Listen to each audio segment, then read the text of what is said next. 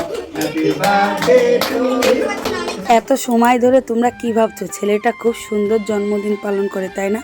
আরে তোমাদের মতন আমরাও অবাক হয়ে গেছি যে ছেলের জন্মদিন দেখে। হ্যাঁ, তোমরা ভাবতে পারো আমি কেন মা হয়ে এই কথা বলছি। এটা বলাই স্বাভাবিক, কেন আমার ছেলের বয়স 7 বছর। 6 বছর ধরে জন্মদিনের আয়োজন করি, কিন্তু প্রত্যেকটা জন্মদিন আমার ছেলে নষ্ট করে দেয়। কেন? কান্না করে, কেক কাটবে না, ধান দুব্য নেবে না, সবসময় কান্না করতো। ওই কারণে 6 বছরের যখন জন্মদিন হলো তখন ওর বাবা বললো আমি আমার ছেলের আর জন্মদিন করব না। কিন্তু 7 বছরের জন্মদিনও করব না ভেবেছিলাম। আমার ছেলে এত বায়না ধরেছিল যে আমি বড় হয়ে গেছি, এইবার তো জন্মদিন করো। কিন্তু 7 বছরের যে জন্মদিনটা করছি আমরা কিন্তু ভয়তে ভয়তে আয়োজনটা করেছিলাম। বেশি লোকের আয়োজন করিনি, মাত্র 10 থেকে 15 জনের আয়োজন করেছিলাম। এই ঘরের মধ্যে যতটা লোক দেখছো ততটা লোকেরই আয়োজন করেছিলাম। আমার ছেলের কথাটাই সত্যি করে দিল। আমার ছেলে বলেছিল আমি কেক কাটবো, ঠিক তাই কেক কাটলো।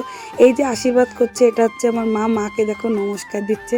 আমার মা এই 7 বছর বয়সে প্রথমবার আমার ছেলেকে আশীর্বাদ করার সুযোগটা পেল। আমার মা কেন, আমার বাবাও প্রথমবার, আমার ঠাকুমাও প্রথমবার, আমার শাশুড়িও প্রথমবার, প্রত্যেকটা মানুষ প্রথমবার আশীর্বাদ করছে। দেখো এটা হচ্ছে আমার ঠাকুমা। ঠাকুমার কিন্তু অনেক বয়স, 100 পার হয়ে গেছে।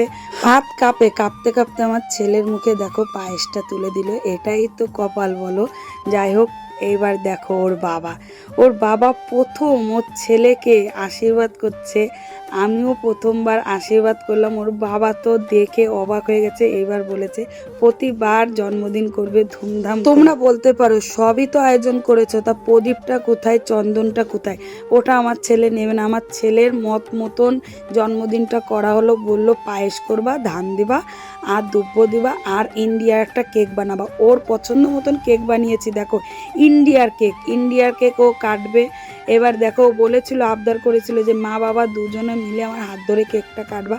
সত্যি ওর মতন করে জন্মদিনটা পালন করলাম বলেই আজকে মনে হয় আমার ছেলের জন্মদিনটা ঠিক মতন পালন করলো। দেখো সবাই অবাক ওকে দেখে। ওর মেশো অবাক, ওর মাহি অবাক, ওর দিদা অবাক, ওর দাদু অবাক, সবাই। এর সাথে সাথে আমি আর ওর বাবা তো খুবই অবাক হয়ে গেছি। মানে কি বলবো, মুখের ভাষা হারিয়ে ফেলেছিলাম। আর দেখো আমার ছেলেকে বলছি দাদুকে কেক খাওয়াতে যাও। দাদুকে কেক খাওয়াতে গিয়ে ও নিজে কি করলো, নিজের কেকটা খেয়ে নিল। এখন আবার ওর দাদুকে খাওয়ানোর জন্য কেকটা তুলে দিলাম। এবার কিন্তু ওর দাদুকে ও কেক খাওয়াতে যাচ্ছে। দেখো খাওয়াতে যে ওর দাদুকে মুখে কেমন লাগিয়ে দিল, ফাজলেমি করছে দাদুর সাথে। এইবারটা ওর দাদু কিন্তু খুব খুশি, ওর দিদা খুশি, ওর ঠাম্মা খুশি। মানে যতটা লোক ছিল ততটা লোকই খুশি।